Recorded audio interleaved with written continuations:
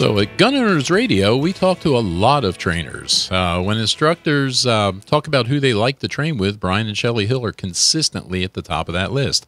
So hang on to chat with Brian next. But first, self-defense and emergencies can happen to anyone, and there's no guarantee that the justice system will be on your side. Make sure you are protected for the legal battle after your self-defense battle.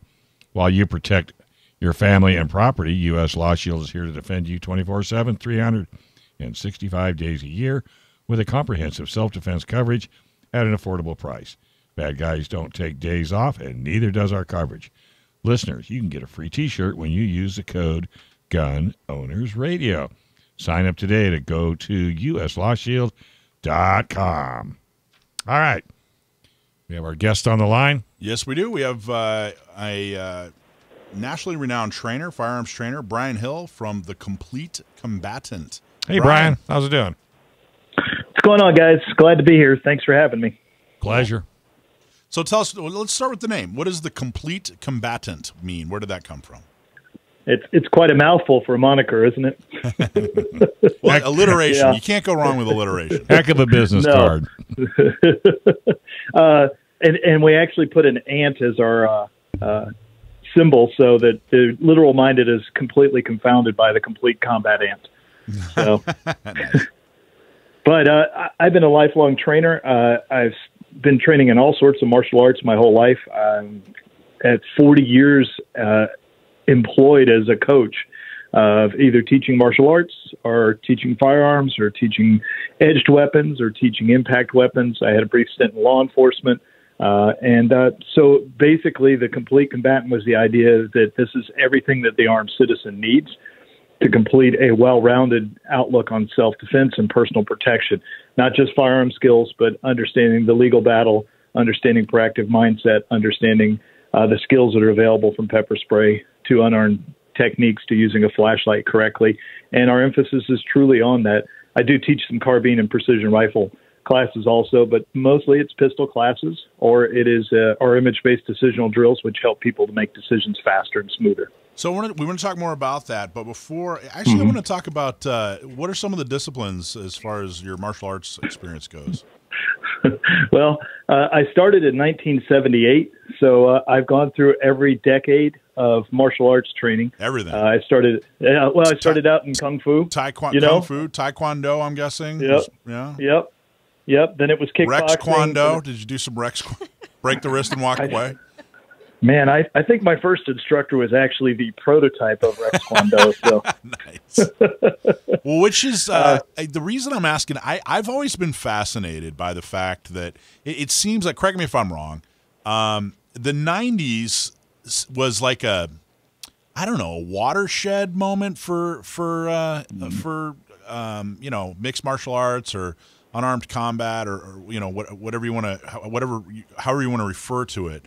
But it seems like in the 90s when they really came out with UFC and they started, but even before the UFC, and they started putting, people in a ring from different disciplines, grappling and striking and kicking, that it really separated, kind of truth from fact and, real martial arts from fiction. Am I overstating, or what are your thoughts on that? You're not overstating at all. It was a moment where we realized that many of the things that we argued about were personality-based and that actual performance mattered, that strikers could win, grapplers could win, combination styles could win. It mattered more the man in the ring than the style he had learned. Wow. And, what do you mean by that? Tell me about that. What does that mean? Well, I mean, it's always the fighter. If we look at the names of these martial arts, it's like saying, hey, Brian Hill taught you to fight. But we put so much credit on the style that we thought that if you learned somebody else's style, you'd fight well. But it's really up to you always to adapt these techniques, to understand the martial skills behind them. But you're the one that's got to apply them in real time. And you have to be able to do that against a living, resisting opponent at all times. And that was a real change, is the ability to fight to such a high level. And to, it is consequential. We do get hurt a little bit, but we really got to explore between being able to tap out and being able to wear gloves, how much we could hit and kick and punch and throw and grapple with each other. And it separated what really worked. And we learned that there's, like the Pareto principle, 20% of the skills really matter. The other 80% are inconsequential. And there's something that are far outliers and extremes. And we see the same thing in the firearms training world right now. Well, it also, I think it's safe to say, correct me if I'm wrong, that martial artists were surprised in the 90s at how effective and important grappling was. I think it seems like in the 70s and 80s there was a huge emphasis on striking and kicking, and that grappling was almost, I don't know, it was almost kind of it wasn't really respected until some of the jiu-jitsu guys came in and really showed, hey, you know what? A lot of these fights are going to end up on the ground. You better know how to grapple, and if you know how to grapple, you better watch out. What are your thoughts on that? 100%. I wrestled in high school. I did judo. I did Japanese jiu-jitsu. I did Brazilian jiu-jitsu. And I did a lot of striking. And striking was the glamour art. We had a culture of wrestling in America that disappeared and became WWE. But we had catch wrestling, where we had very prominent wrestlers that would go around and challenge each other in the early part of the 19th century.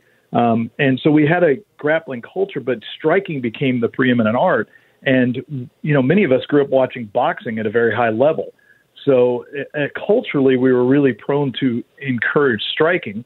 But the problem with striking is you have to have a referee to manage distance, because two strikers simply can't stay away from the clinch. They end up in the clinch all the time. So when I was a martial arts instructor, we had heard of the Gracie Underground tapes. I had watched a couple of them. I was very intrigued by it. And my partner was exactly the opposite. He was horrified by it, and he went ultra traditional, never touched it again. And I jumped into mixed martial arts training and started coaching and, fighting. And it was a wonderful outlet. And then we started training fighters instead of people that learned a martial arts style. When did you wrestle, and what state did you wrestle in? Well, I wrestled in Georgia, so it's not like Iowa or something like that, Still, Georgia, actually, that pretty solid wrestling state. You guys, some champions were pretty. I wrestled in high school too. I wrestled in middle school. I really, really liked it. I had a back injury pretty young, so I still did fairly well my senior year, but it ended everything. But I remember telling people, everybody, you like to make fun of, you had to wear a singlet, and that's embarrassing when you're in high school, and especially me. I was a heavyweight. Nobody wants to see the heavyweights in the singlets. But I remember telling my friends, guys, this is combat. This is actual real combat. Yeah, there's some rules. You can't, scratch eyeballs, and you can't punch the guy, but this is real combat. And that was not apparent until, the later 90s when like I said, when jiu-jitsu and mixed martial arts turned into UFC and all that other good stuff. But I remember the judo guys. I actually wrestled. I went to high school in Hawaii, and when we saw a guy doing some like judo warm-ups, we were like, oh man, this is gonna be it's gonna be a long day. This guy's tough.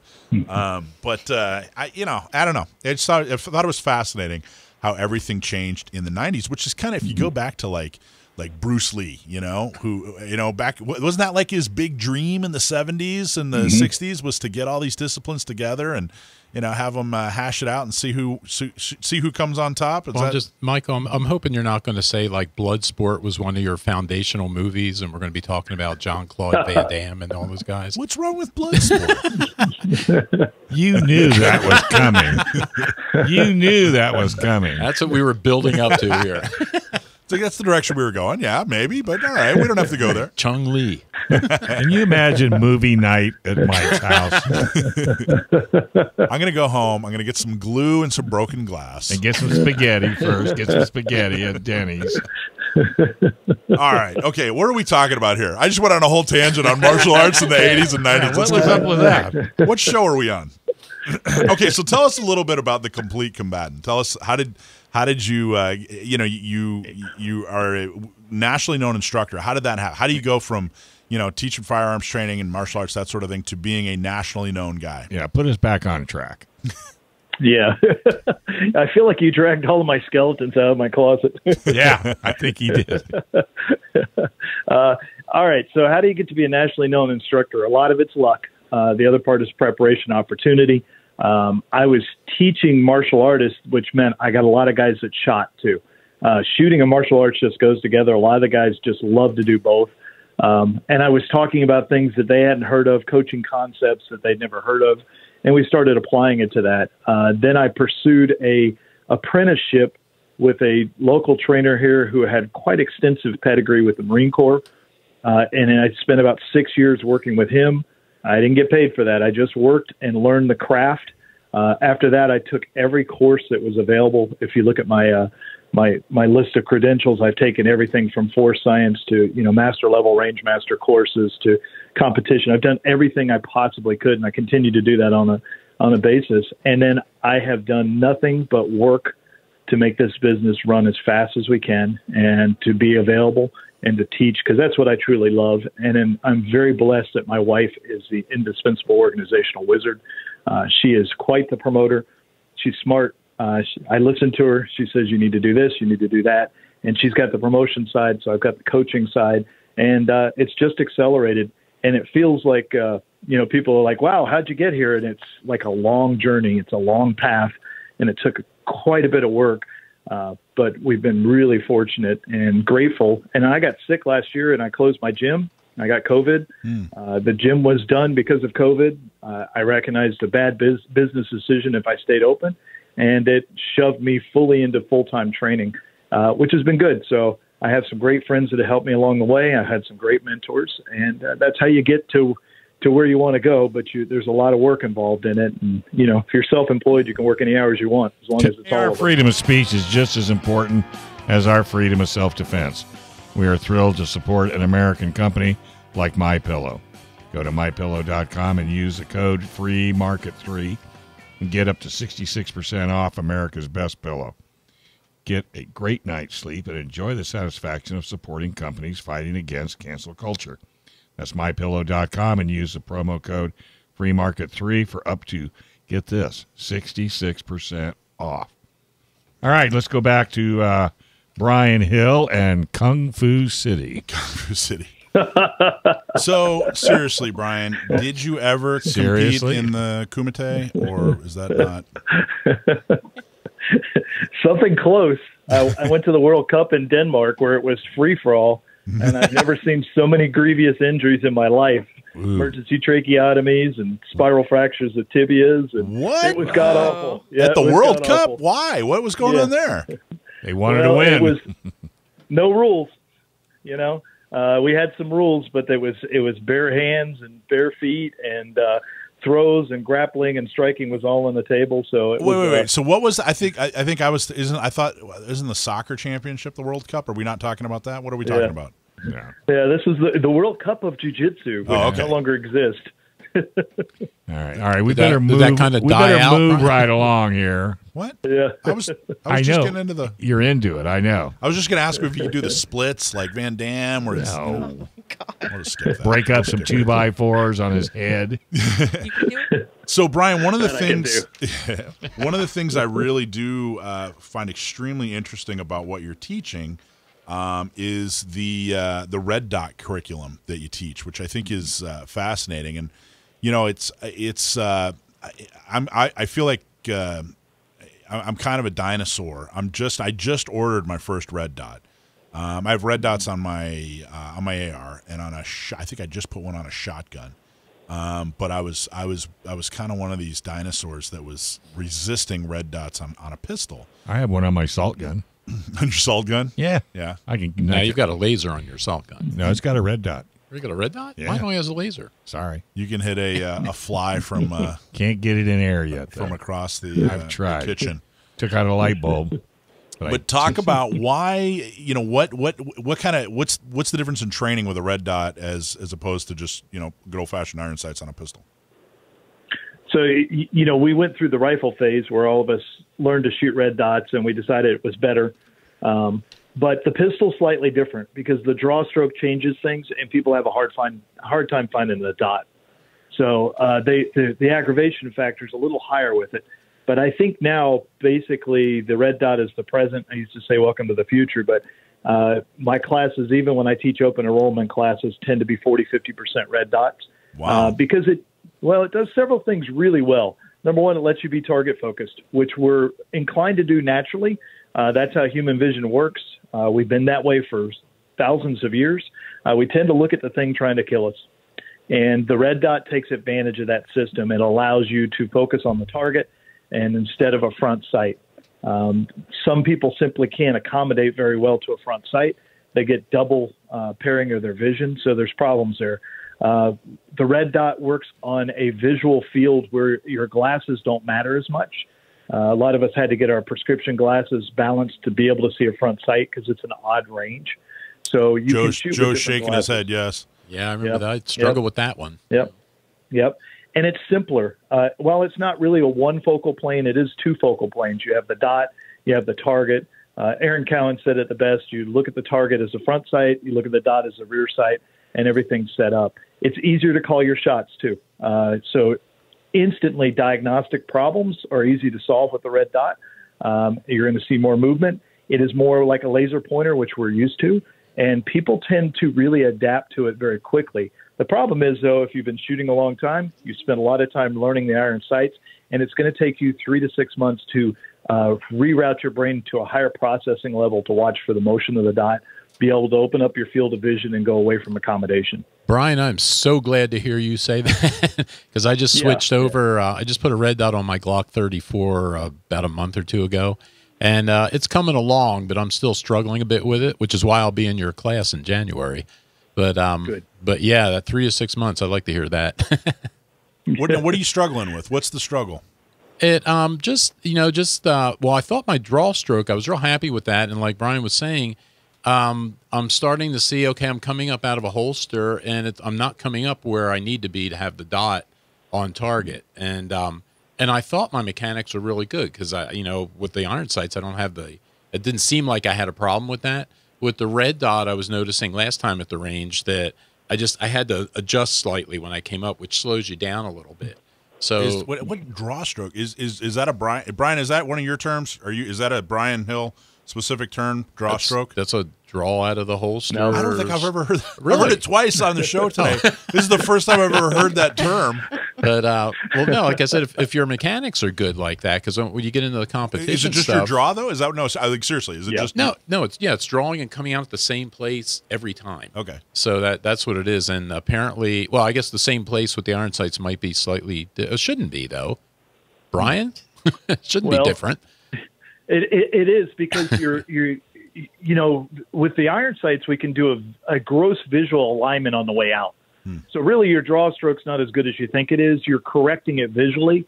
What we found is we have to develop the kinesthetic awareness of people being able to draw well to the same point, and then they expect to see the dot, and then simply there's only 3 decisions that can happen. Either they shoot what they see, they make a correction, or they assess and they decide to do something else. So the ability to put the dot in front of your eye is really important. But it's slightly different than iron sights because the iron sight waves out in front of you and you can kind of use it like a rudder. So you are correcting the whole time. And then the other side is the red dot is incredibly precise compared to an iron sight. So you see a lot of movement. The iron sights move too. It's just that we've convinced ourselves there's not a lot of movement there. So we tend to overcorrect the dot when it's a more precise aiming instrument. And then the final thing is you become dot focused. So you're looking at the dot, not the target. So, that was another crushing discovery for me, too. My my really solid grip and solid sighting and everything that I thought was really solid, as I'm watching the red dot dance around on the target, I'm thinking, wow, I didn't know I shake that much. And we all do, all of us. Well, it's frequency. We get muscle impulse by frequency, not amplitude. But our vision lies to us because we expect the front sight to be rock solid and still. But it's a sight movie. It's not a sight picture. It's always in action.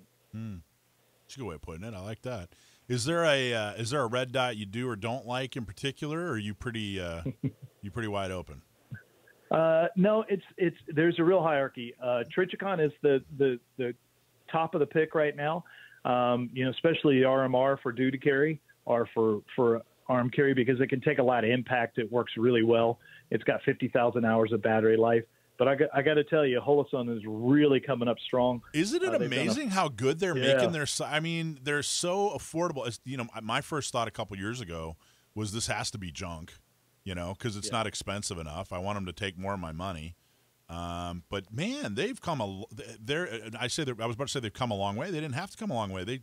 They came on really strong. They're really affordable, and they seem to truly be high quality. I think I'm finally ready to accept them and as a quality product. That's what I have.